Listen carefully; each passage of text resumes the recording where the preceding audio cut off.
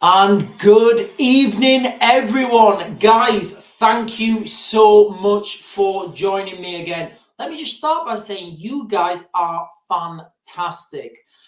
Obviously, guys, if you've been looking at the news today, we have got such a wild world at the moment. Now, I was going to talk about Elon Musk and space lasers and how satellites have been taken out of the sky at an alarming rate. But what I think we should focus on a little bit, just to start with, is the mass of, military activity in the Middle East at the moment. And as well, we can't neglect to look at what's been happening in Eastern Europe, in Eastern Ukraine, because, guys, we've got two conflicts at the moment, and either one of these, I don't know which one's going to drag us into a global conflict first. So we've got all this stuff happening right now, and this all came, so the conflict in the Middle East, guys, and just before we get into the video, please don't forget to like, share, subscribe, click the buttons below. Remember, we're on 3 platforms now. Love it when you guys share our stuff. Click the screen, do the dots below. We are getting so many videos taken down, guys, although it's not happened for quite a while. But, guys, we are still getting a lot of videos taken down. I don't know whether that's due to censorship, whether it's because of the algorithm, whether it's keywords we're saying, because what we found is there's certain keywords that if you talk about certain topics, your video just vanishes, guys, and it's absolutely wild. So when people talk about censorship and they talk about, manipulating algorithms, guys, it's real and it happens, and it's a real thing. So also, what I want to talk about, guys, it's a really interesting development. This what's been happening in the United States with Didia, what's his name, Sean Combs or something. Now, he's been arrested and he's been put on a certain watch that Epstein was put on. Now, guys, I'm not saying anything's going to happen to him, but, it makes you wonder, doesn't it? It makes you wonder what information he actually knows. What does he know? What dirt has he got on what people? Guys, it's a really wild world that we're living in.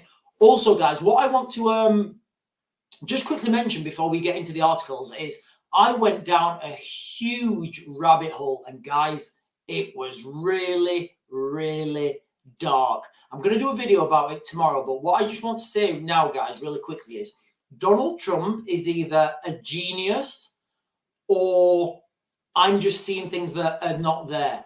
When he did this, they're eating the dogs. They're eating the cats of the people who live there. When he did that video, guys, it was like, I started to, I looked into this and I was like, right, okay, they're eating what? So I started to look into all of this, and the rabbit hole I went down, guys, it led me to a very dark place. And, I've done a video previously on it, but more information has come out now. It's going to be a bit of a screen share, and it's absolutely wild the way this is going. And this sort of stuff's been happening now for since recorded history. And it's just absolutely insane that it's still happening. Anyway, guys, so let's get into it. Let's go with space lasers first. It's a bit of a weird one, guys, space lasers. So a couple of days ago, I think we was on this platform and we was talking about, no, it was the other one actually. We was doing a live stream and and one of the guys was talking about this, does Russia have nuclear weapons in space? I kind of should have thumbnailed it, space nukes. So straight away I said, look, I don't see any credibility that Russia has nuclear weapons in space. And again, guys, this is my speculation, my analysis, my opinion, all right? I don't see any credibility that Russia, or any country for that matter, have nuclear weapons in space.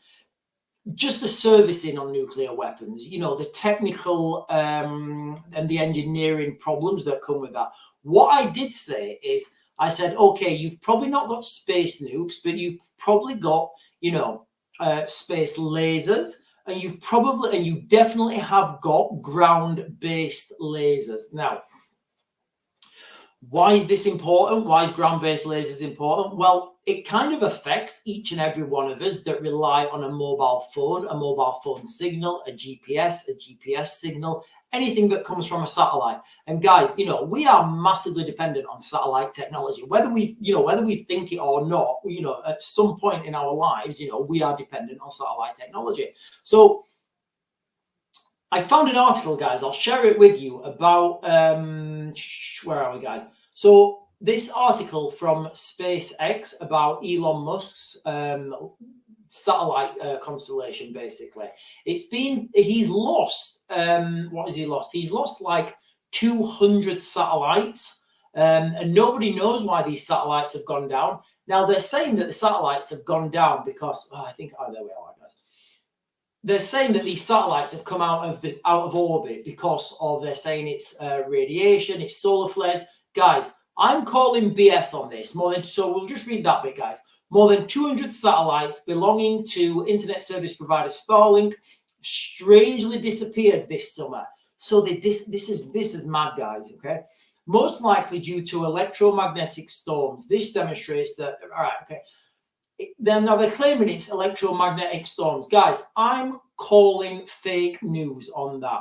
What I think the real threat here is these ground-based lasers that when the satellites fly over the top of whatever country, Starlink included, I know the Russians have definitely got them, probably the Chinese, probably the North Koreans, probably the Iranians, they fire lasers up, and over time they burn these satellites. Because Elon Musk satellites are a bit closer, then these things get burned up a lot quicker. Now, guys, we've got a real threat at the moment from a war breaking out all over the world.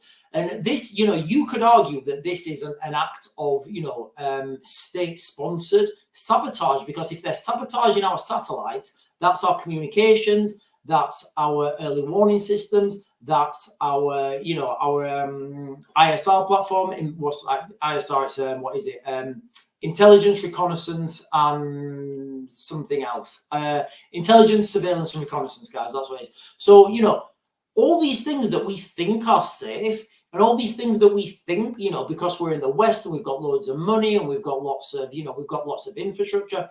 Our adversaries are planning. Our adversaries are scheming to destroy these things, and they're planning to destroy our kit and equipment, while we're planning to destroy theirs. And guys, we're going to come to a point very soon where we find out who's got the best, whether it's that fight between we've got the most technologically advanced equipment, and these guys have got the most equipment that they can build quicker. Guys, it's coming, and it's just every day we seem to be moving closer and closer to the edge of this knife edge. So the Middle East, guys, that has been going absolutely wild. So Israel-Hamas war latest, 15 killed overnight in Gaza in multiple attacks. So last night, the Israelis have, conducted multiple attacks. As I understand it, this was airstrikes, this was indirect fire. At the same time, guys, the Israelis are striking the north. Guys, you can say what you want about the Israelis. Those guys are going for it, and they're literally now, they did the pager strike, the pager bombs, the pager attack, whatever you want to call it, then the walkie-talkies, and then the next day, as the Hamas leader was, as the Hezbollah leader was talking about this, as he was saying, these things are, we're gonna strike with furious vengeance. Israel's airstriking Israel is airstriking the Beirut. So, guys, things are moving forwards, and it's absolutely ridiculous. And we've got a Friday now where we've got, live reports of most mainstream media reporters now are reporting on the border, watching these airstrikes go in real time. And all the time, guys, I tell people, guys, we're in World War. I think people need to wait until, I don't know, Keir Starmer or somebody from the BBC tells them that we're in war, because these things are just not normal, guys. They're really not normal at all.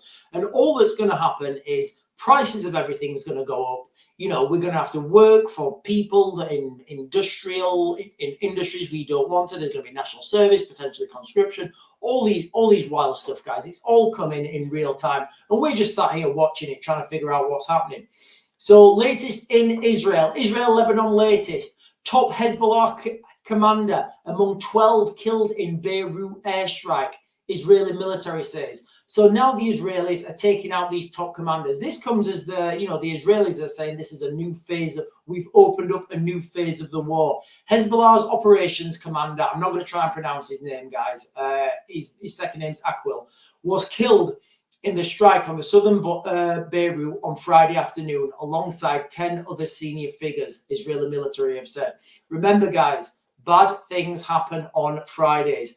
I think this is the start to the new escalations. It's going to be the start to the new phase in this war. Remember what Donald Trump has been saying. Remember what DJ Vance has been saying. They're saying, it's going to be America first with an exception to Israel. Guys, you're seeing these diversions now in real time. But luckily, guys, don't worry, because David Lammy called a Cobra meeting. David Lammy has chaired a Cobra meeting. Well, let me share screen with you guys, because it's actually embarrassing, this one, guys. This is embarrassing. Where is he, Lammy? I think I've lost it. Foreign Secretary, there we are. So there he is, look. Foreign Secretary chairs emergency meeting over fears Britons might need evacuating from Lebanon. Pager blasts on Tuesday, walkie-talkie explosions on Wednesday, killed at least 37 people across Lebanon, including 2 children, and wounded more than 3,000. There he is, look, he's just come down. He's obviously been dealing with high intellectual, whatever he deals with. The Foreign Secretary has chaired an emergency Cobra meeting. So this was today, guys, to discuss the situation in Lebanon and ensure the UK is prepared for any escalation that might require evacuation of British nationals, Sky News understands. David Lammy and other ministers met on Friday morning in the wake of the unprecedented wave of attacks against Hezbollah communications devices. So, obviously, we're lucky that David Lammy won't be in charge of any evacuations. And we are so lucky that we have a really competent military. We're so lucky that we have people in the military who can say, right, David, just sit down over there, concentrate on tying your shoelaces. We'll deal with this. All right. So luckily, it won't be David Lammy coordinating any of this. If Britons need to get evacuated from Lebanon, I don't know whether this is embassy staff. I don't know whether this is dual nationals. I don't know who it is. But what we understand is the relation, guys. And what do I always say on this channel? I say when you're looking at these geopolitical movements, nothing matters. The only thing that matters is the interpersonal. What I've found anyway. The only thing that matters is the interpersonal relationships between leaders. So, look at for example, when Obama went to see Putin, look at the body language between those two people. Look at when Benjamin Netanyahu went to have dinner with Trump in Mar-a-Lago. Look at the body language between those two. They were doing bro high fives and bro hugs, and they got there, they were smiling. You know that these two guys have got each other's backs. What happened when David Lammy went out there to see Benjamin Netanyahu? He didn't even meet him. So David Lammy, he's gone out there, he's gone out there with his entourage to sort things out, to get this ceasefire sorted, to help the Palestinians, and nobody even talked to him. And this is the problem, guys, when you don't have a competent person in that role. Guys, you know what? Sometimes we have to make deals with people we don't like. Sometimes we have to deal with people we don't like. It's part of life, guys, all right? Now, as Foreign Secretary, I always say this, guys, and he, in my opinion, I could argue he's the most important man in this country, because he's our representative, when we're looking at trade deals, when we're looking at military alliances, when we're looking at, these global conflicts. He's the guy who's representing us. And guys, he's apparently he's the best guy. He's the best guy we can produce in our country. Now, he's had, and again, it's not his fault. He's had such a sheltered life, and he's never had to work in an environment where he's had to work with somebody he doesn't like. He's come straight from school, straight from university, into a law firm, minimum time in a law firm, then he was into politics. So he's always been able to afford to have that ideological lifestyle, to have those ideological opinions. Guess what? They're not working for him now. How did his meeting go with Benjamin Netanyahu? What did he achieve? Nothing, because people won't talk to him. And that's what you'll find. People don't talk to people they don't like. So, it's all well and good David Lammy being ideologically perfect and, wanting X, Y, and Z and all the rest of it. But the reality is nobody's talking to him, so he's not achieving anything. Now, He's chaired this emergency Cobra meeting. I genuinely don't know what he's hoping to achieve. I mean, all I can hope and assume is that he said to the military, you're going to leave from RAF Akatere, which is like just over the, like, it's like 400 kilometers away. You know, you're going to fly over, you're going to pick up the British nationals, and you're going to fly back. That is all that they can do, really. You know, Britain have taken themselves out of that equation by stopping the arms. And again, stopping the arms sales to Israel, it's not really, or it's only been symbolic. Israel are going to buy munitions from, you know, whoever they want to. You know, the fact that we've stopped that happening, all it's done is stop people's jobs in the UK. And again, you know, we shouldn't be, you know, people are saying we shouldn't be providing jobs for, you know, weapons of war. A lot of, you know, 99% of these companies, they don't know what they're doing. You'll be, you know, in an arms company, you'll be assembling something, you'll be soldering some chips together. You know, you won't, you know, these people are not nasty people. They're just people who work a 9-to-5 job. They work in defense. They've got no interest. That is literally all they do. So when David Lammy went out there and he stopped these arms sales, what he did is potentially put people out of business. You know, he stopped people getting work. And guys, I don't care what anybody says. You know, it's the main effort of the foreign secretary to get money for this country. That's what you should be doing, all right? You should be going out to other countries, trying to get money for this country, because that's what his job is. Anyway, guys, absolutely insane times. And then, guys, I genuinely could not make this up. I like the amount of contempt that I'm seeing right now is absolutely insane. Well, let me read you this headline, guys. It's like top team or something. No. Keir Starmer, Labour top team will stop taking free clothes. Keir Starmer will no longer accept donations to pay for clothes, Sky News understands. So after all these scandals come out, guys, about, you know, our politicians taking freebies when the rest, you know, when they're taking cuts to the rest of us, all right, all, you know, you know, everybody's complaining about these freebies. They've come out and they said, okay, guys, me, Angela, Jess, and Lammy, we're not going to accept any more free clothes. But we will accept, you know, we'll accept watches, shoes, you know, cars, anything else, just not clothes. It's absolutely absurd that they've come out of that. Guys, why didn't they just own it? You know, I would have had more respect for them. I would have had more respect for the Labour government if they'd have just owned it and said, look, you know, a free suit's a free suit. I'm doing my job. Yeah, I'm on the take. Deal with it. I'm probably going to get voted out in 5 years. I'm just going to get what I can. I genuinely, guys, I'd thought, you know what, at least he's owning it. Because we all know that these guys are on the take, whether they pretend they're not. And that's, guys, that is the problem, because you've heard me talk about late stage capitalism, whereby all the money has gone to certain big companies. And if you're a little company, you can't start because all the money's gone to the big companies. So we're in a stage now where we have late stage democracy, whereby all the politicians are bought by or donated to by these corporations, and then they have to work for the corporations. So, you know, there really isn't any world anymore. It's just like corporations and industry and who wants to get what money from who. It's absolutely insane, guys. We only like have I think we only have a perceived democratic process.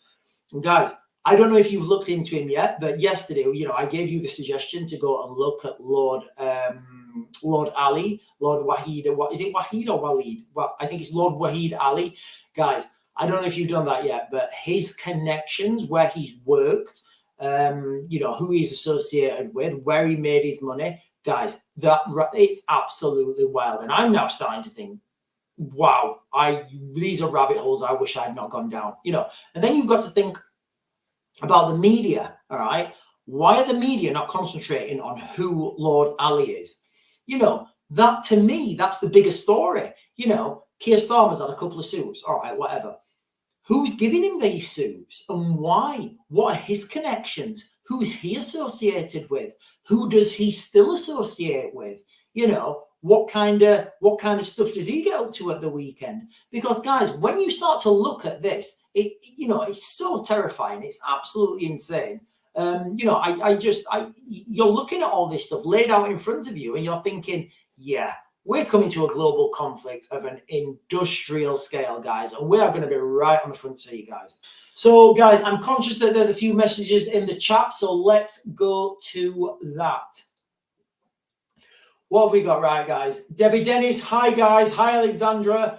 3.5 Men, good evening, Hall. Teresa Harrison, Bill Bro, am I saying that right? I don't know. Lorraine Craig, hi, Tim Linsky. Hi, Tim. Tim, are you sober today? I think you were drunk last night, but I think that's cool anyway. Hi, Kirsty. Mad one for you. My son lives not far from where you are. Hang on, let's get this up. My country diabetes, where he has auto-insulin, he can, so we can't get in. Guys, we're having this problem at the moment with chemists in the UK. I don't know about you guys. I know a few of you guys from different countries, but the medication at the moment, first of all, the state of the NHS, guys, it's absolutely wild. So let me just, for those of you not in the UK, the NHS, National Health Service in the UK, it's supposed to be a free service, but nothing's free. It's just free at the point of contact. We pay for it with our taxes. So if you want to see a doctor in the UK, you have to phone up at like 8 o'clock. I think it's 8 o'clock in the morning, or it might be. I think it's 8 o'clock. Anyway, it's early in the morning. You have to phone up, and then you're on hold for like what seems like hours. And it's literally, they call it the 8 o'clock roulette. So you phone up, and then you'll get like a cackling hen who works at the, guys, I'm only saying a cackling hen because the people in the doctor's surgery where I live, they're like three. There's that film where, is it like Perseus or something? And there's these three cackling witches. I always think of them because when you have to go and deal with these women at the doctors, they're like those three cackling hens, witches. Anyway, so you phone up, you get one of these people, and they're rude, they're obnoxious, they don't want to talk to you, they give you minimum efforts, and you're trying to book a doctor's appointment. And honestly, guys, if they don't have one for that day, you say, well, can I book one for another day? They say, yeah, we can get you in 12 weeks time. And you're like, what? I mean, I'm in pain now. They're like, well, as best we can do, you'll have to go to accident and emergency. So, the state of the NHS in the United Kingdom, guys, at the moment, it's catastrophic. It's failing. It's broken. It's failed. It's over. But anyway, but if you do manage to get an appointment for the same day or the next day, you go in, and the doctor will prescribe you some painkillers or whatever, or like Tim says, insulin, as I understand it. Yeah, you then get your little slip and you go to the chemist, and they'll say, oh, no, we haven't got it in here. So you're like, right, well, where have they got it? And they'll say, oh, I don't know. So then you have to drive around to different pharmacies or chemists to try and get what you're prescribed. Guys, this didn't used to happen.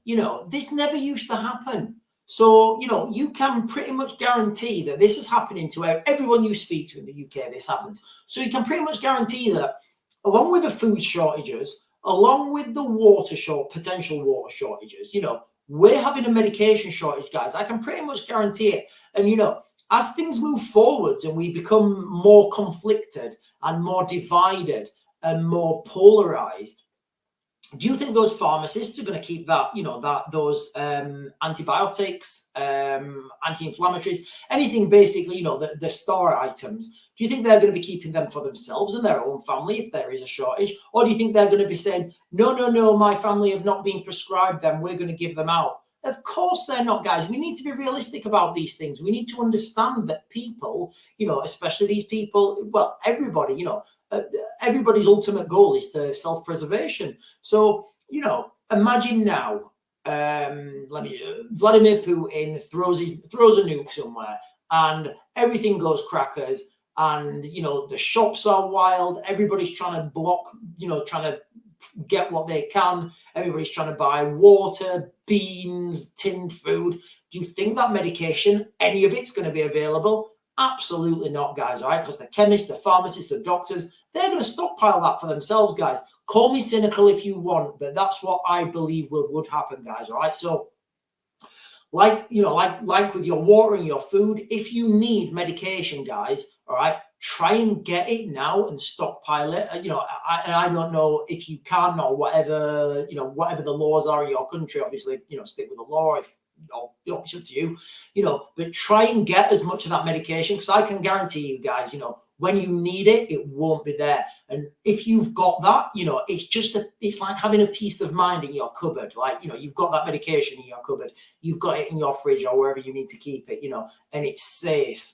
Because if you've got kids, pets as well, all these sort of things, people need medication, and when there's no medication, it's bad. If you've ever seen somebody like having an asthma attack, and then seeing them have an inhaler straight after, guys, that is magic. That, like, there's no way I can describe that. That is magic. Somebody who's struggling to breathe and their lungs are like, it's distressing to watch. And then they have a few breaths of an inhaler and straight away they're okay. Guys, that sort of stuff's magic. Can you imagine being in that situation when your child, a loved one, is struggling like that, and you just need this little thing that you could have got earlier on, but you didn't, because you didn't think anything bad was going to happen. You didn't think there'd be shortages. You didn't think anyone would. The United Kingdom is never going to run out of drugs or pharmaceutical stuff. Guys, trust me, we will run out of things. The supply chain's not there. We get a lot of this stuff from China. So tell me this, if we become in a global conflict of an industrial scale, China's the main supplier of antibiotics or whatever, where do you think they're going to go? Remember, when these conflicts happen, when World War, when these world wars happen, money doesn't matter anymore. It doesn't. Money doesn't matter. Who's buying what, it doesn't matter. Money just gets printed, guys, in phenomenal amounts. It really does. And you deal with it after. That's what happens. So, guys, it's just another one of those things that people need to be aware of. Medication, guys, just try and get as much medication for what you need and what you perceive you may or may not need. Tim, we've got MOD, we've got Kenzie. Hey, Kenzie, how are you? We have got 3.5 million. Why are IDF soldiers throwing? Yeah, I saw this. This is wild. So I don't know if you guys have seen this. Some IDF, Israeli Defense Force soldiers. Okay, so allegedly, I mean, I've seen the same footage of you as you. I couldn't confirm where this is or who these soldiers are, but from what the media are telling us and from what's on social media, we've seen some footage, and the footage is of people who we perceive to be IDF soldiers throwing bodies off buildings. Is that not a war crime? Well, it depends if they're dead. I don't think there's any specific war crimes against that, but it's like, why would you do that? Again, remember when I gave you the analysis of the Manchester police station right at the beginning? I said, I don't know why that police officers kicked that bloke in the head. I said, I can't see any reason why that guy's kicked him in the head. It makes no sense to me. I think he's going to really struggle explaining that. Then I saw the whole video and I was like, all right, yeah, I can see that now.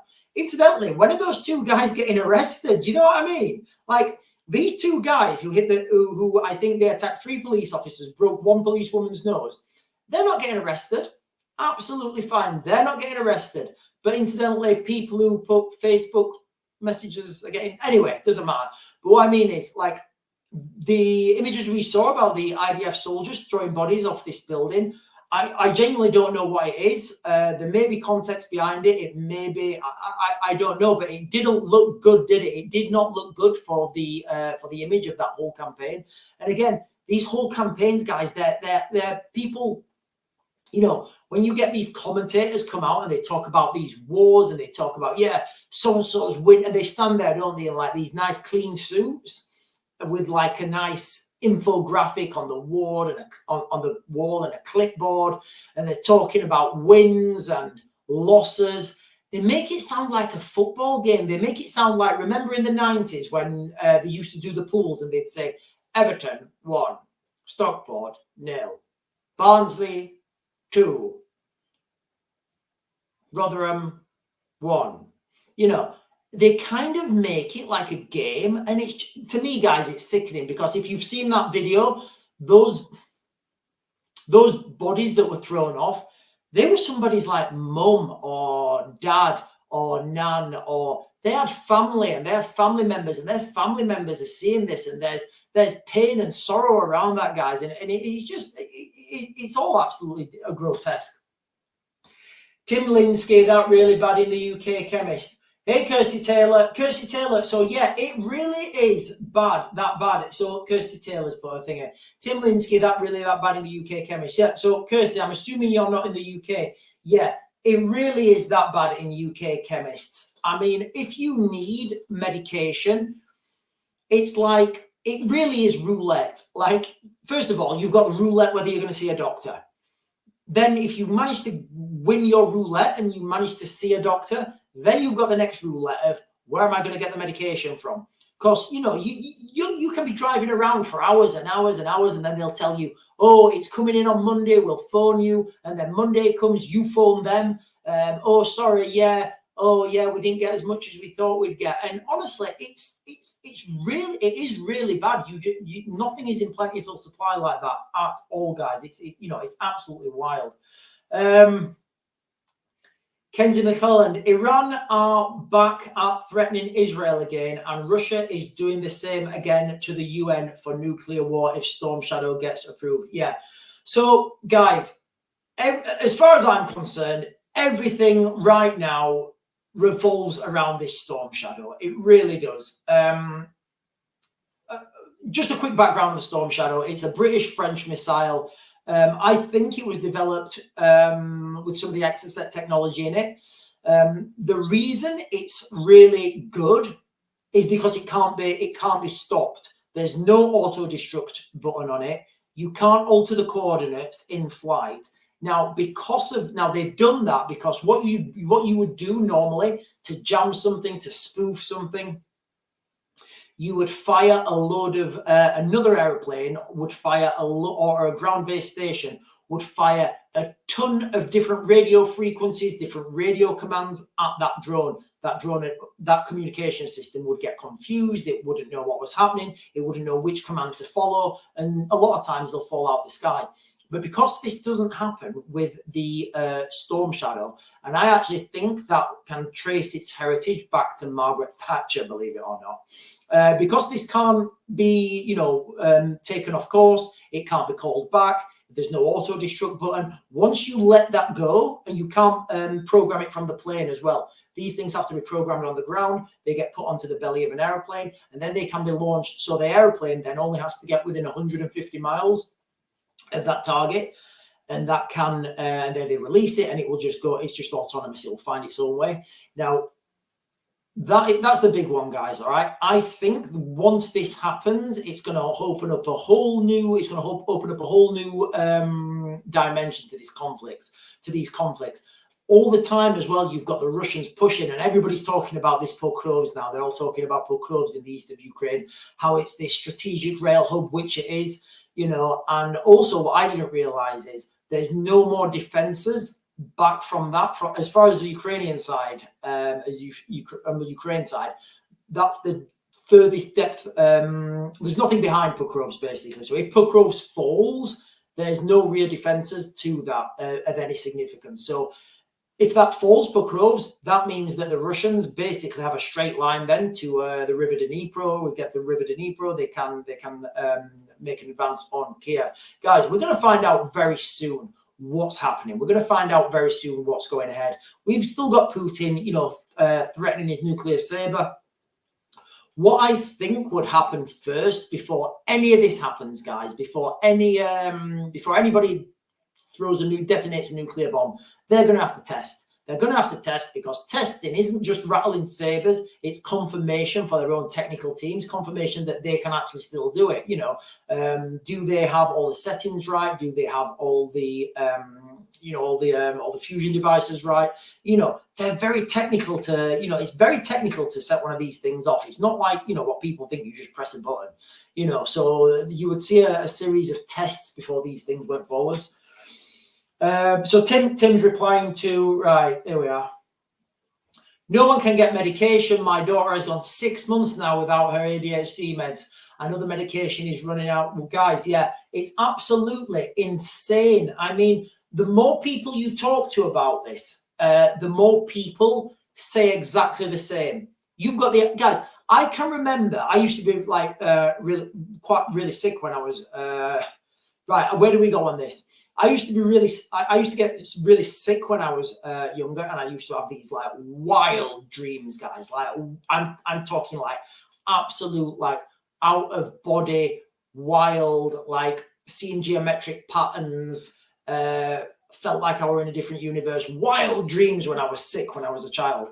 I just thought everybody had them, but no, apparently not. Anyway, but when I was sick as a child, you know, the doctor would come out. The doctor would come out, and he'd put the thing in my tongue, and he'd prescribe me something, or he'd give me something there and then.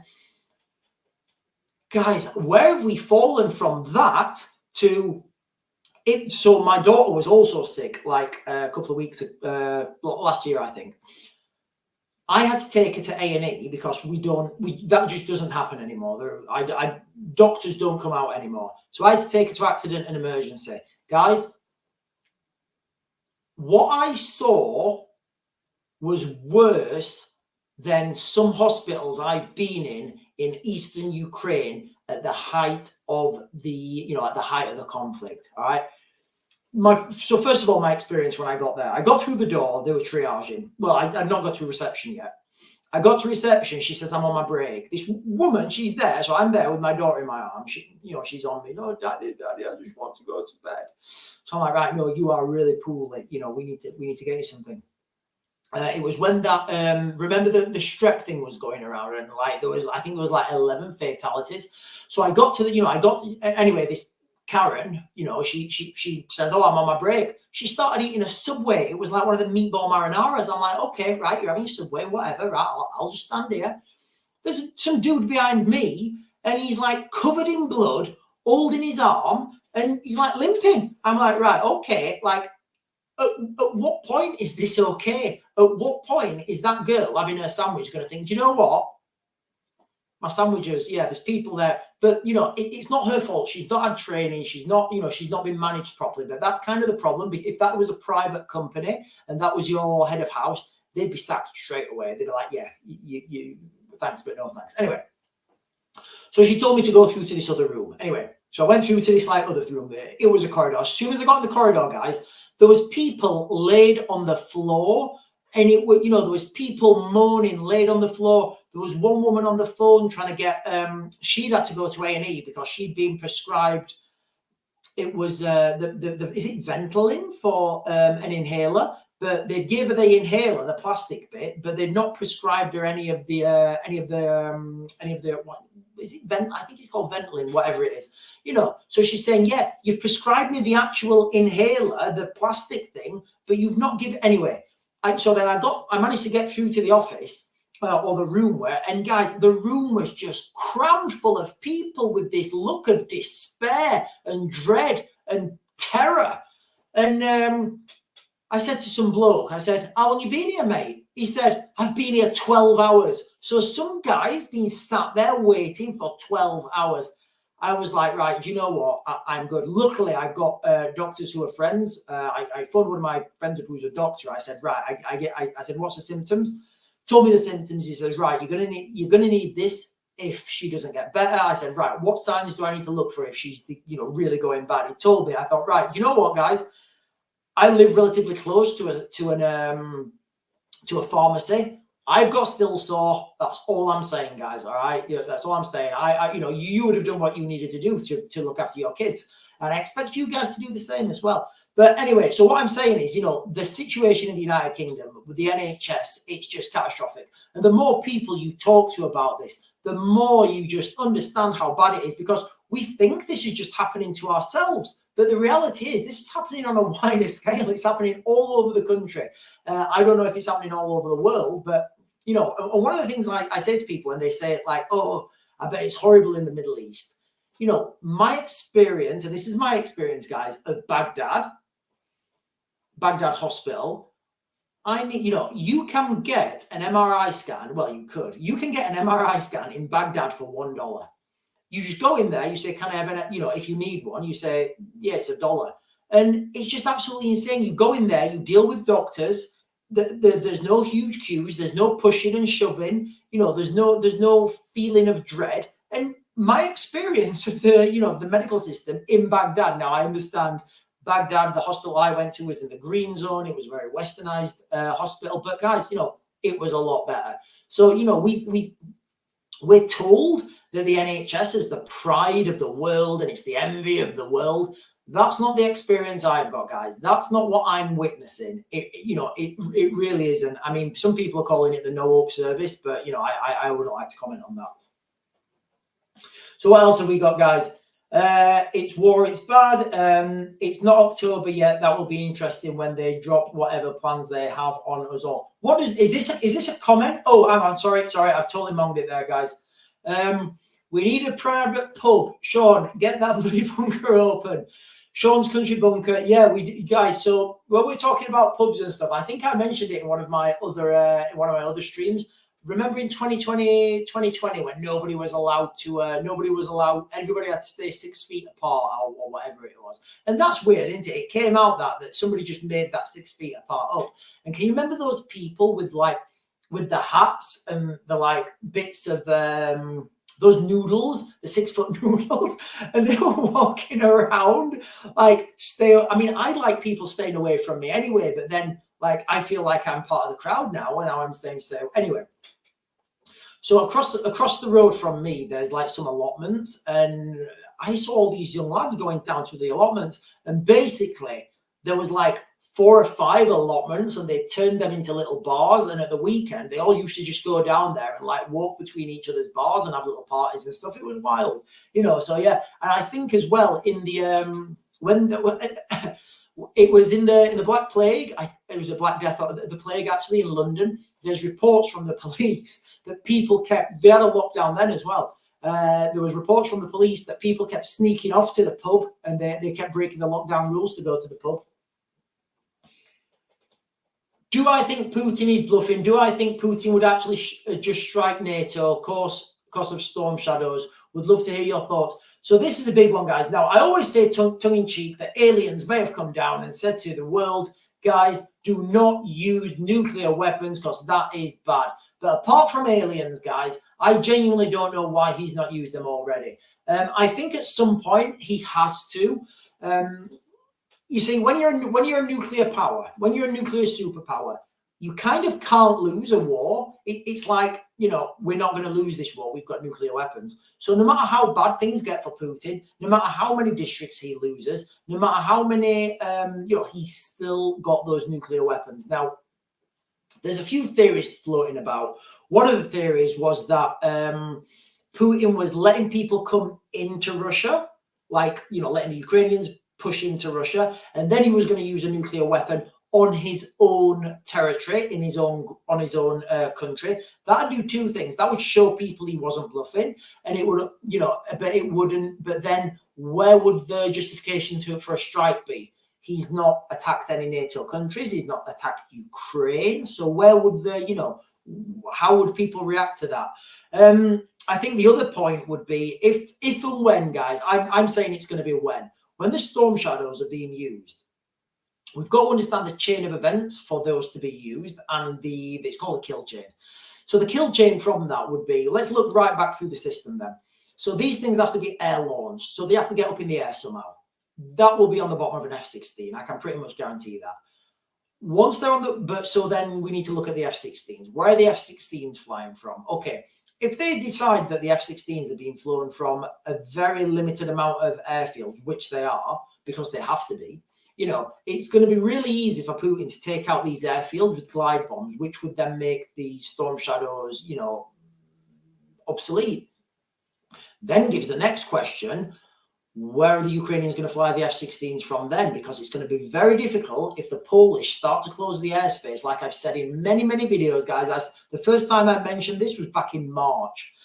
I saw an article from someone, a Polish pilot, saying, you know, we want to be able to close the airspace over Ukraine, but we can't. And I said, right, this is gonna escalate into Poland flying over, Polish aircraft flying over Ukraine and protecting the airspace. It's going to be very difficult then for the Russians to identify whether that's a Polish F-16 on an offensive mission, on a defensive mission, or a Ukrainian F-16 on a offensive mission.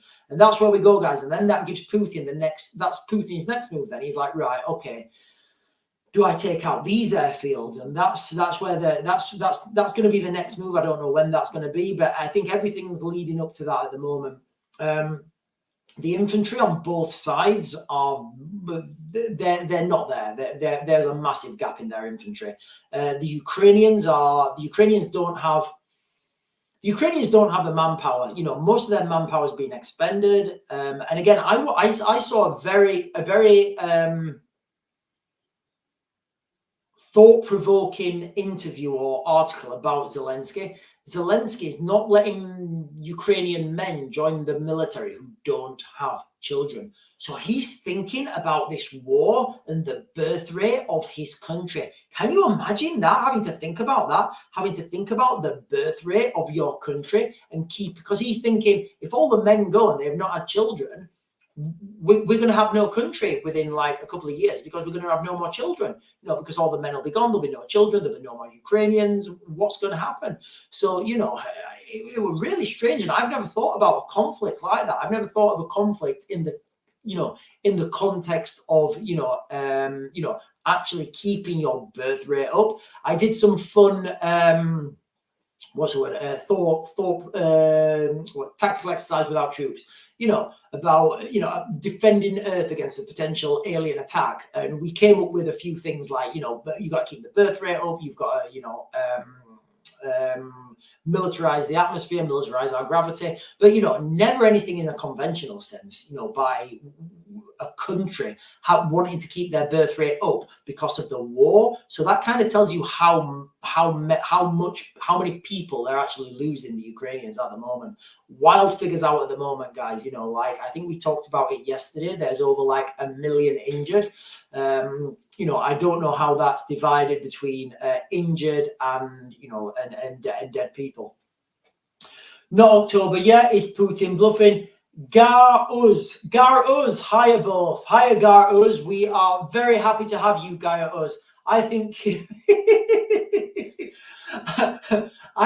Starmer is a closet gay, taking money for clothes and glasses from his gay friend Lord Ali.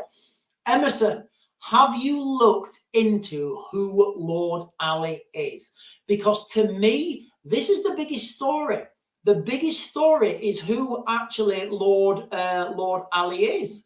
We're all talking about Keir Starmer taking his freebies, but I used to follow the money. Now I follow the why. Why is Keir Starmer taking freebies from Lord Ali? Okay, why is Lord Ali giving it him? What's Lord Ali's background? He's definitely hiding something there, and it's not money. You know what, Emerson? I will go with that. I think Keir Starmer is hiding something. I think it's darker than we all think. But again, it could even be something more benign. Maybe Lord Ali is hiding something and Keir is just his puppet. I think, guys, you guys do your own research on that, because, if you go down that rabbit hole on who Lord Ali is, it's absolutely wild where he's worked, who he's associated with, what his past is. I think he's one of the only openly gay Muslims, so very strange, very murky. And then if you look at Keir Starmer and subversion, I've spoke about this quite a few times. If you look at this and look at it holistically, and if you understand there's no left and right, there's no perceived good and bad, there's no, we've got, I've no doubt that Putin and Zelensky will at some point bank at the same bank, and they'll probably meet each other at some point and just have a chat or whatever, so. And again, that's my speculation, guys, my opinion. And that's from when I think it was 2016 or something, there was an article out about all these world leaders had their money sniffled away in Panama, and it came out that what's his name, Petro Poroshenko and Vladimir Putin both banked at the same place. So I was like, well, hang on a minute, these guys are like sworn enemies, and they go to the same bank on like have the same team. What? It was absolutely wild, guys. So if you follow these things back and you just look at it from the eyes that there's no these guys are all part of the same club, and all these conflicts are just perceived like this. Like I've been talking about for so long, guys. These perceived diversions between the United States and the UK. It's all smoke and mirrors, guys. Right? There isn't any real. I mean, if you knew how closely the British and American security services work together, the CIA, GCHQ, MI6, all those agencies, they all work. They're all interchangeable, guys, and they're all interchangeable and interreliant. So I don't know if you know or not, but back before Snowden, I think it was the law that I'm not sure which way it worked. It was either the Americans were not allowed to spy on their own citizens, or the British were not allowed to spy on their own citizens. So what they did, guys, and this is my understanding of it, what they did is the Americans would just say to the British, right, can you spy on these people, tap their phones, do whatever you need to do? And what's happened? That scared me. Hang on. Right, I'll have to refresh that in a minute, guys. We may have some breaking news in.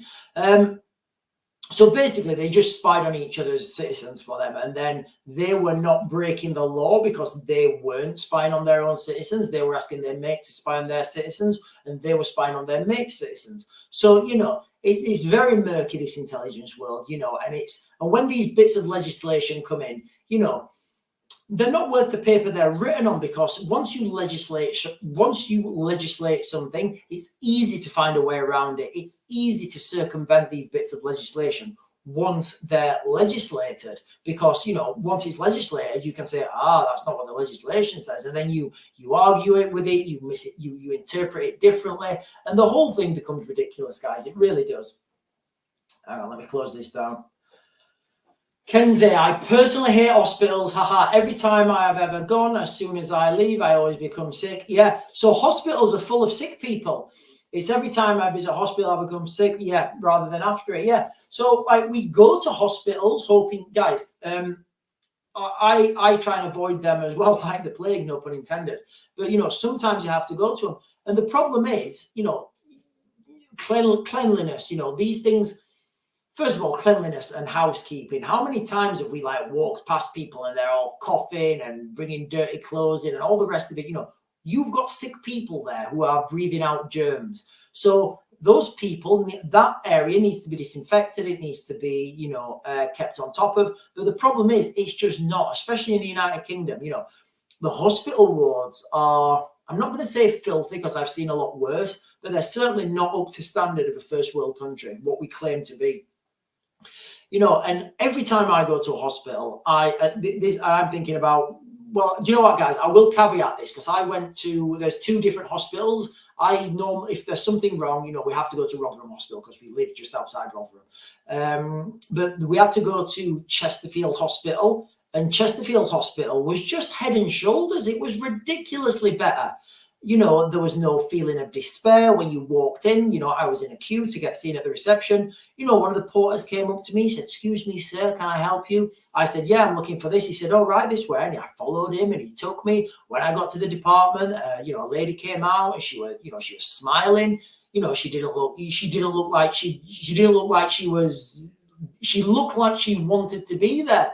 And, this helps, guys. This really does help. I mean, you've heard of the placebo effect. When you go somewhere and people are down and beaten and trodden on, you start to feel like that as well. When you go somewhere and people are upbeat, they're happy, they're enthusiastic, you start to feel like that as well. So, it's, the state of the NHS is wild at the moment. I said, and it was an unpopular opinion,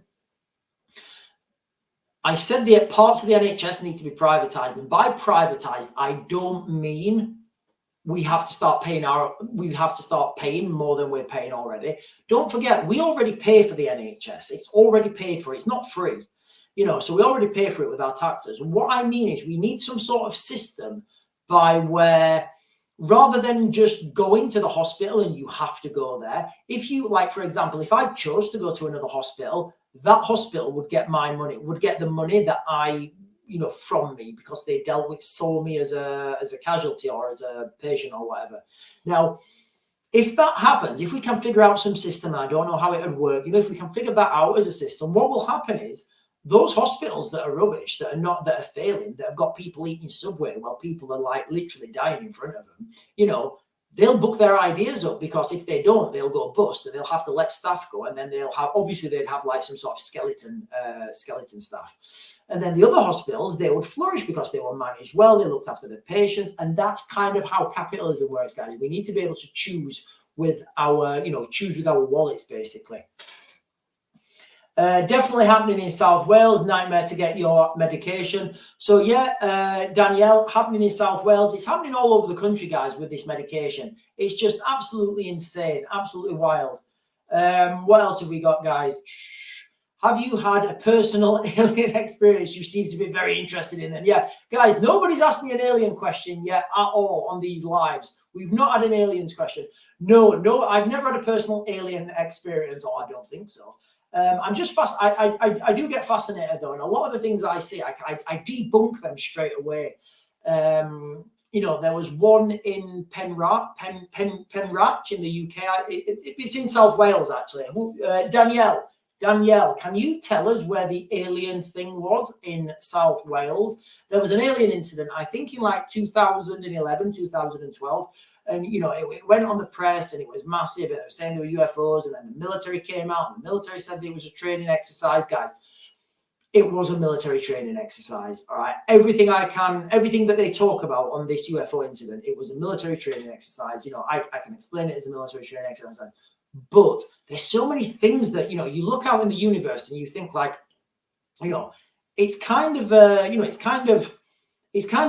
mathematical impossibility that there's not alien life out there.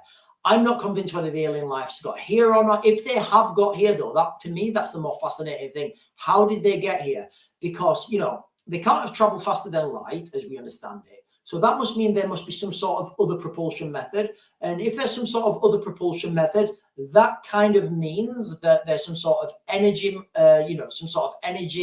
method to travel. And if there is, then kind of, why are we still fighting over fossil fuels if there's that sort of stuff available? So it does fascinate me, guys. It really does. I'm not convinced that aliens have been to Earth. Maybe they're all... But what could be is they could already be here already, and they could be just living among us and we can't see them. Now, I know that's wild. I did a video and I talked about mesh time, and I said, you know what? It may be the case that as we perceive our reality in a linear motion, that's because we're just moving forwards. Maybe we're not moving forwards. Maybe we just perceive we're moving forwards because that's where we're going. Maybe there's different paths that we can take, left and right, up and down. There's a different mesh of time. So everything's happening all at once, guys. It's wild if you think about it. But anyway, yeah, no, I've not had any alien experiences. Personally, I think Putin is bluffing, but would be interesting after Tuesday if NATO approved these missiles. Whether NATO approve these missiles or not, I don't think it's gonna matter, because I think at some point they're gonna approve them. What I think they're gonna do is, I think this is me speculating, I think they'll have triggers in the context that, right, if this happens, we need another escalation from the Russians for it to happen. But again, yeah, I take the argument that Putin is bluffing, because why has this not happened already? I mean, there's been plenty of there's been plenty of excuses for Putin to use a nuclear weapon. First of all, if he did use a nuclear weapon, it would scare the bejesus out of everyone. It would, and he wouldn't be on the back foot anymore. He'd be like, "Yeah, right, lads, come anymore. I'm just gonna throw another one." So it kind of, why hasn't he done it already? So I totally accept, he may be bluffing. Likewise, I think if we're going to see a nuclear escalation, we're going to have to see those tests first. We're going to have to see the Russians test fire some systems. We're going to have to see the Russians test with ICBMs. We're going to have to see this whole build-up, because again, it's not just saber rattling the tests; they're doing it for themselves. Sean, have I seen? Oh, this sounds like a good one, guys. I think we're getting into aliens. I've been waiting for this moment. Have you seen that about the face at the side of the moon? Well, I saw it as well. Just thought, no, I haven't seen that. But there's so much stuff about the moon, isn't there? There's like, if you think about it, guys, the moon is too big to be in our orbit. The moon is a comparative size to Jupiter's biggest moon, and our gravity well just isn't big enough to capture that. So, you know, what is the moon? The physics of the moon, guys, don't make any sense. What do you think of the pictures taken with mobile phones of the moon, where if you zoom, yeah, all right, okay. You can see a face. One was taken recently in Scotland across. So I think this is what Tim's talking about, Debbie. I've not seen them, but any picture you take of the moon and you can zoom in with your mobile phone, guys, I genuinely think it's fake news. Again, it might not be, but I don't know what. I just think it's some sort of app or AI that's done that. We've got a telescope, and you know, to get a good shot of the moon and to be able to zoom in, it's pretty hard. And you know, if you've taken a picture of the moon yourself, you know, you take it on your phone, and when you're looking at the moon, it's like this big. You're like, wow, that's massive. Then when you take a picture on your phone, it's like this big. So I think it's just some sort. My personal opinion is it's just some sort of AI or some sort of camera tricks or whatever it is. Maybe their aliens came down and told Putin not to use them. Are you guys? Are you guys laughing at me already? Come on. No, guys, there's lots of people saying this. You know, there's a lot of stuff. Like if you look at there's an astronaut, a NASA astronaut. I can't remember what his name. Not Buzz Aldrin, although Buzz Aldrin, he's wild, guys. Don't look at some of the things that Buzz Aldrin said. There was an astronaut who came out publicly and he said it. And I'm thinking, and this is when we talk about aliens. This is what fascinates me more. You know, you get these NASA astronauts who've got long-standing military careers in NASA, test pilots, you know, and they're throwing their credibility in the sky to say something wild. That's what fascinates me more, you know, about basically these astronauts who come out and say, look, you know, we've been told not to go back to the moon because, you know, it's not our moon. And it kind of makes you wonder why we don't already have a colony on the moon, why we're talking about going to Mars before we go to the moon. Guys, it's absurd. And for those of you who think that Elon Musk is building if you think Elon Musk's building a ship to go to the moon, guys, he's not building anything to go to the moon. He's building a machine that can deploy military anywhere in the world within 90 minutes. That's what that SpaceX rocket Starship is going to be used for. That's going to deploy military, probably into the middle of Moscow, probably into the middle of Beijing or somewhere. Can you imagine that? Remember, you've all seen the images of those SpaceX rockets coming down and landing like back on the pad. You know, can you imagine that anywhere in 90 minutes with like, I think they can carry like 100 ton or something with 100 ton of equipment. Then you get 10 of them. Imagine a whole battalion of US Rangers running off, what carnage they would cause in the middle of Moscow. You know, and it's just an insertion method. Before parachuting, anybody who said, you know, we're going to go up onto an airplane and we're going to jump out with these bed sheets above us, you'd think these guys were crazy. But, you know, that's what I think Elon Musk's making. Do I believe in Bigfoot? No, I don't. Nessie? No, I don't. I don't believe in Nessie or Bigfoot, guys. I think, hang on, guys. People take photos of the moon, then you can zoom in on the photo and see the face. I don't see how the zoom can work. Debbie, I will do this myself. I'll do this myself on a Sony camera once I get it, and we'll see what results we get. I'll have a look. In fact, Debbie, have you tried to do that on your own camera? I don't know.